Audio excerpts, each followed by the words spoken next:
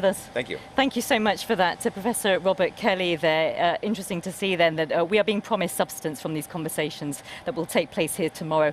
A historic summit that could possibly really deliver in terms of what we have been told. And the media love to say this, the idea of world peace, but crucially, I think the point to make is of bringing a nation like North Korea that is completely isolated, a mafia-type regime that is run with an appalling human rights record, to the table to get some kind of agreement about giving up its nuclear power. Let's get more on this. Olivia Enos is a policy analyst in the Asian Studies Center at the Heritage Foundation, which is a conservative think tank, and she joins me from our Singapore bureau. Olivia, welcome to the program. I'm not sure if you got a chance to hear the US Secretary of State there. What is your assessment of how things are going here in Singapore at the moment?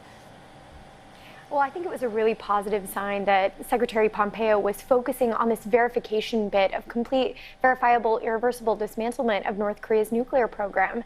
I think that's definitely the top priority. But one thing that was missing from Pompeo's statement was any reference to human rights issues, which President Trump on Friday after the G7 summit indicated that human rights might be an issue that would be discussed at this upcoming summit. I think if we're willing to ask for complete, verifiable, irreversible dismantlement of North Korea's nuclear program, we should be equally bold in asking for dismantlement of North Korea's political prison camps. You know, as many commentators have been stating, we're not going to see seepage of nuclear weapons overnight, and we're also not going to see that with the prison camps, but we can take some steps forward at this summit, and I was encouraged by Secretary Pompeo's remarks. Yeah, I think, as you said there, Olivia, you know, the North Korean regime is one of the world's most notorious human rights abusers, with an estimated 200,000 political prisoners serving time in hard labor camps, of course. We here on BBC News have talked much about the fact that much of the population is below the poverty line, and starvation a huge issue there. As you're saying, perhaps a missed opportunity if they don't, this time tomorrow, come to the table with some kind of a demand from the North Koreans to address this?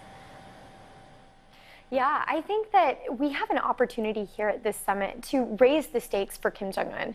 Not only to raise the stakes on the nuclear issue, but to also shift Kim Jong-un's risk calculus when it comes to addressing human rights abuses. Right now, he continues to abuse his people largely with impunity. But I think that we have the opportunity to make it clear that what Kim Jong-un wants from this summit is legitimacy. And he cannot have legitimacy if he continues to imprison hundreds of thousands of individuals in prison camps, throws people in prison camps for mere possession of a Bible, for watching a South Korean drama, for coming in contact with a Christian missionary. These are the types of reasons that 3 generations of individuals are sent to these prison camps. And we can't have a leader who is continuing to abuse his people in the egregious ways that Kim Jong-un does and grant him that legitimacy until there's forward movement on that front as well.